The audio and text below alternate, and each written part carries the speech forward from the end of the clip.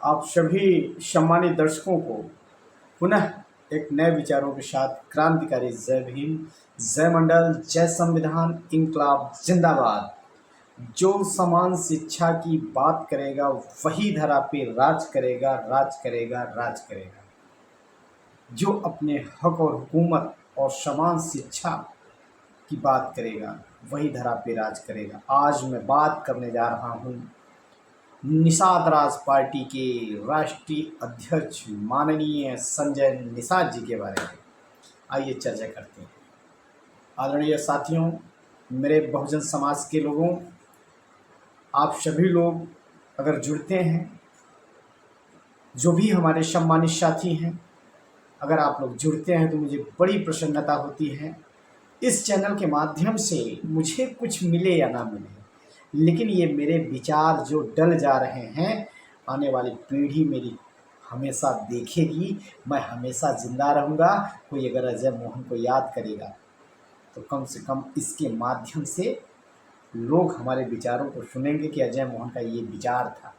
तो आइए संजय निषाद जी के बारे में बात करते हैं।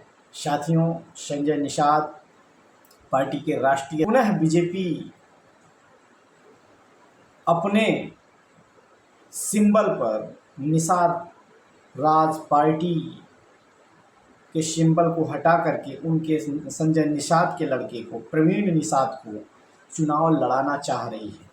लेकिन अभी कुछ राजनीतिक सियासत के गलियारों से यह निकल करके सामने आया कि संजय निषाद बीजेपी के लोगों के खिलाफ बगावत कर दिए हैं।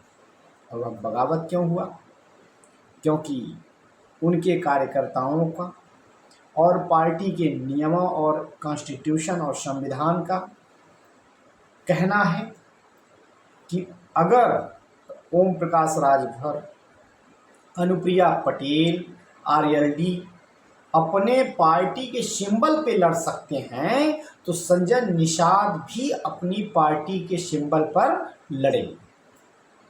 अब संजय निषाद, यहाँ पर आप सबको मैं अवगत कराना चाहता हूँ, संजय निषाद, निषाद राज, निषाद समाज के लिए एक विशेष कानून बनाने के लिए उनके आरक्षण की बात करते हुए कि मैं आज बीजेपी में शामिल हो रहा हूँ और यह बीजेपी हमारे निषाद समाज के लोगों के लिए एक विशेष कानून पारित करेगी। आज तक कोई कानून नहीं पारित हुआ मेरे साथी। अब आप सोचिए, संजय निषाद अपने बिटवा को सांसद बना लिए, स्वयं मंत्री बने हैं।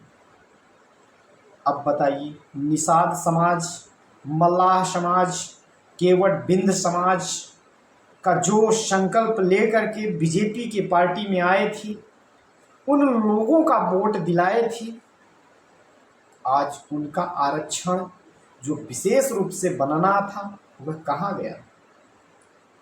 वक्त है आंदोलन करने का, लेकिन संजय निषाद तो सिर्फ घर और परिवारवाद जैसे अन्य पार्टियां करती हैं उसी तरह आप भी कर रहे हैं। यहाँ समस्या मुझे किसी बात की नहीं है, लेकिन मैं आप सभी दर्शकों के माध्यम से हर समाज के लोगों को, SC ST OBC समाज के लोगों को यह अवगत करा देना चाहता हूँ। चाहे ओम प्रकाश राजभर हो, चाहे संजय निषाद हो, चाहे अनुप्रिया पटेल हो। आज आप सोचिए, अनुप्रिया पटेल को Z+ की सिक्योरिटी दी जाती है। अब बताइए, समाज को क्या फायदा है? उनकी सुरक्षा तो बढ़ गई, लेकिन समाज की सुरक्षा बिल्कुल नहीं बढ़ी। क्या फायदा है समाज को, समाज के लोगों को?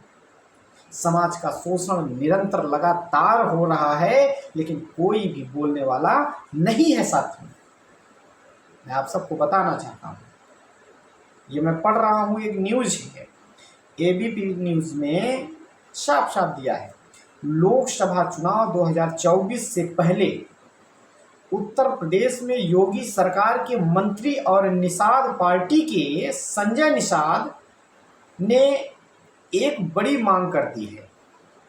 जो बगावत हुई है उस बगावत पे एक बड़ी मांग कर दी है। क्या कर दी है? यूपी में एनडीए गठबंधन में टिकट बंटवारे पर कैबिनेट मंत्री संजय निषाद की नाराजगी सामने आई है। भाई बिल्कुल नाराज होंगे। अभी एक मंत्री का बयान आप देखे होंगे, कौन है कि एक रोटी से पेट नहीं, शायद मांझी, बिहार के मांझी साहब ने कहा कि मेरे एक रोटी से पेट नहीं भरेगा तो मुझे 2 रोटी तो चाहिए ही। भाई बिल्कुल चाहिए, क्यों नहीं चाहिए। इसी तरह नाराजगी सामने आई। यूपी के कैबिनेट मंत्री संजय निषाद ने कहा कि हमें निषाद पार्टी के सिंबल पर सीट चाहिए, नहीं तो हमारे कार्यकर्ता नाराज हो जाएंगे। कार्यकर्ता नहीं नाराज होते आदरणीय मंत्री जी, मैं आपको बता दूं। आपकी जो दलाली है ना, आपकी जो चापलूसी है, वह कहीं न कहीं से आपको ठेस पहुंच रहा है। और आगे देखिए, ये एबीवीपी न्यूज के पढ़ रहा हूँ। कैबिनेट मंत्री ने कहा कि अगर ऐसा नहीं हुआ तो कार्यकर्ताओं को संभालना मुश्किल हो जाएगा। जब अपना दल को दे रहे हैं, आरएलडी को दे रहे हैं, राजभर की पार्टी को, तो हमें क्यों नहीं। योगी सरकार में मंत्री संजय निषाद के बेटे प्रवीण निषाद संत कबीर नगर से सांसद हैं। प्रवीण निषाद को दूसरी बार संत कबीर नगर से लोकसभा का टिकट दिया गया है। अब आप सोचिए। तो कहने का तात्पर्य साथियों,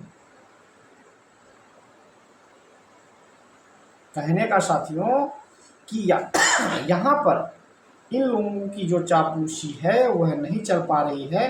अपना अपना पलड़ा भारी करने के लिए समाज को बेवकूफ़ बनाने का कार्य कर रहे हैं। इसलिए मैं निवेदन करूंगा आप सभी लोगों से कि ऐसे नेताओं को सबक सिखाने के लिए, ऐसे दलालों को सबक सिखाने के लिए जो वैचारिक लड़ाई को पीछे ले जा रहे हैं, ऐसे लोगों को सबक सिखाने के लिए हमें और आपको निकलना पड़ेगा। आप जैसे नौजवान साथियों को, पढ़े लिखे लोगों को निकलना पड़ेगा, तब ऐसे लोगों की दलाली खत्म होगी। चाहे स्वामी प्रसाद मौर्य हो, चाहे बाबू सिंह कुशवाहा हो, चाहे केशव प्रसाद मौर्य हो, चाहे जो भी SC ST OBC का नेता है, अगर RSS और बीजेपी का समर्थक है, यहाँ तक मैं कांग्रेस का भी अगर समर्थक है तो मैं उसका साथ नहीं देना चाहता, क्योंकि ये कांग्रेस, मैंने कई बार आप लोगों को बता चुका है, सांप है तो नाग ही है। अब आप समझ लीजिए। अभी आपने देखा कि अरुण गोयल जो चुनाव अधिकारी, उच्च अधिकारी, 3 सदस्यीय टीम में 1 लोग रिटायर होते हैं और दूसरे एक इस्तीफा दे रहे हैं, जिनका कार्यकाल 27 में खत्म होगा। अब ऐसी समस्या समझ लीजिए साथियों। तो कहने का मतलब, जो हमारा कार्यकाल है, जो हमारा शासन है, जो हमारा इंडियन कॉन्स्टिट्यूशन है, हम सारे लोगों के लिए, हम सारे लोग मिलकर के इस लड़ाई को, आवाम की आवाज़ को आगे बढ़ाते हैं। और जो धरा पे समान शिक्षा की बात करेगा वही धरा पे राज करेगा। ये बात को ध्यान रखिए। 1 रोटी कम खाइए, अपने बच्चे को अच्छे से पढ़ाइए, और जब पढ़ा लिखा नेता और अभिनेता होगा, IAS, डॉक्टर, इंजीनियर, PCS होगा, तो निश्चित रूप से आपका समाज स्वतंत्र होगा, और वह स्वतंत्रता आपको खोजना है। आइए एक नई खोज के लिए हम पुनः आप लोगों से विदा लेता हूँ। क्रांतिकारी जय भीम, जय मंडल, जय संविधान, इंकलाब जिंदाबाद।